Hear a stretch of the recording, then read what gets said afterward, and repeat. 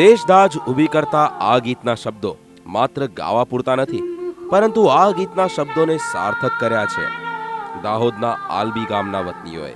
ગામમાં રહેતા અને 2001ની સાલમાં બીએસએફમાં જોડાયેલા કનુભાઈ જ્યારે સિલીગુડી ખાતે ફરજ બજાવતા હતા ત્યારે તે દરમિયાન આતંકવાદીઓએ તેમનું અપહરણ કર્યું હતું અને ત્યારબાદ તેમની હત્યા કરી નાખી હતી.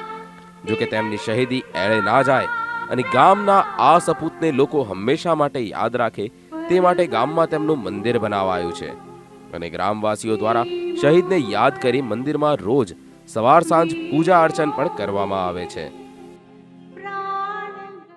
કનુભાઈ સતરાભાઈ ભાભોર કે જેઓ બીએસએફની અંદર નોકરી કરતા હતા, ફરજ દરમિયાન તેઓનું શહીદી વહોરી છે અને તેઓની યાદમાં આ ગામની અંદર આંબલી ગામની અંદર એમનું સ્મારક બનાવેલું છે, મંદિર બનાવ્યું છે અને રોજે રોજ સવાર સાંજ લોકો અહીં એમના દર્શન કરે છે, પ્રભુને પણ યાદ કરે છે.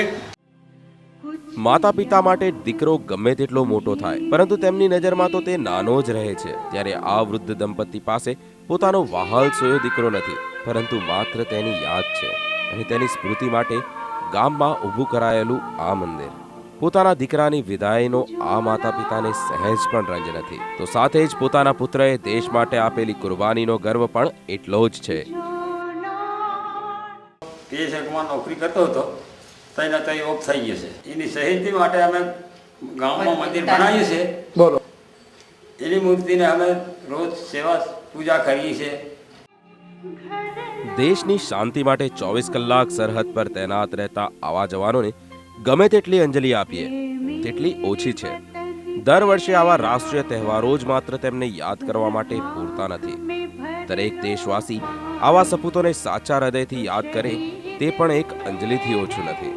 બ્યુરો રિપોર્ટ, સંદેશ ન્યૂઝ, દાહોદ.